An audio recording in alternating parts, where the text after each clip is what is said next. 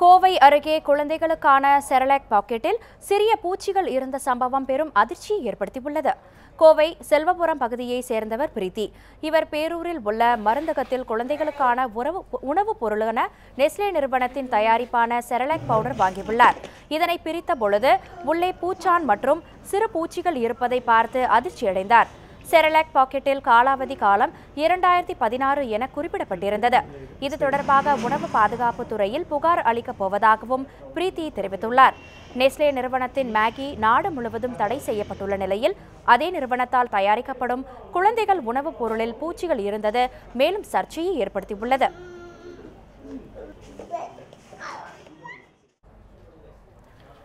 கோவையில் குழந்தைகளுக்கான நெஸ்லே நிறுவனத்தின் செரலாக் ஊட்டச்சத்து மாவு பாக்கெட்டில் பூச்சிகள் உயிருடன் இருப்பது கண்டுபிடிக்கப்பட்டுள்ளது. இது தொடர்பான கூடுதல் தகவல்களை நமது கோவை செய்தியாளர் ஷெர்லியிடம் கேட்கலாம். வணக்கம் ஷெர்லி, ஊட்டச்சத்து மாவில் பூச்சிகள் இருந்த சம்பவம் எப்போது கண்டுபிடிக்கப்பட்டது? வணக்கம். கோவை செல்வபுரம் பகுதியைச் சேர்ந்தவர் பிரீத்தி மற்றும் ஸ்ரீராம். இவங்களுடைய தங்களது 1 வயது குழந்தைக்காக பேரூர் பகுதியில் இருக்க ஒரு மருந்தகத்தில் இருந்து நெஸ்லி நிறுவனத்தின் பொருளான செரலாக் பவுடர் வாங்கியிருக்காங்க. அதை தற்போது நேற்று இரவு வந்துட்டு அவங்க அதை பிரித்து பார்க்கும்போது குழந்தைக்கு கொடுப்பதற்காக அதை பிரித்து பார்க்கும்போது உள்ள பார்த்தோம்னா பூஞ்சான் இருந்ததும் மற்றும் பார்த்தோம்னா சிறு சிறு வண்டுகள் இருந்ததும் தெரிய வந்தது.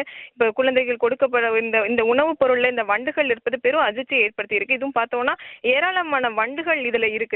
தற்போது பார்த்தோம்னா இது குறித்து வந்துட்டு இவங்க அந்த டோல் ஃப்ரீ நம்பரான அந்த பாக்கெட்ல கொடுக்கப்பட்ட நம்பருக்கு அவங்க அழைத்து பேசவும் முற்பட்டு இருக்காங்க. ஆனா அதுல இருந்து எந்த ஒரு பதிலும் கிடைக்கல.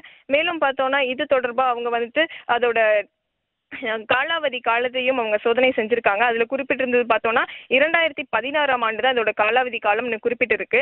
காலாவதி காலம் 2016 வரை இருந்த போதிலும் பார்த்தோம்னா அதுல வந்துட்டு பூச்சிகளும் பூஞ்சான்களும் இருந்தது இவங்களுக்கு அதிர்ச்சியை ஏற்படுத்தி இருக்கு. இது தொடர்பா அவங்க கோவை உணவு பாதுகாப்பு துறையிடம் அவங்க புகார் கொடுக்கறதா இருக்காங்க. நன்றி ஷெர்லி. இந்த விவகாரம் தொடர்பாக இதுவரை ஏதேனும் புகார் அளிக்கப்பட்டுள்ளதா?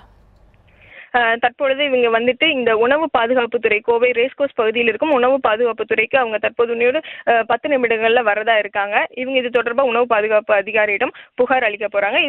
இதுக்கு அடுத்தபடியா உணவு பாதுகாப்பு அதிகாரியிடம் தகவலையும் நம்ம கேட்கலாம். உங்களுடைய தகவல்களுக்கு நன்றி ஷெர்லி.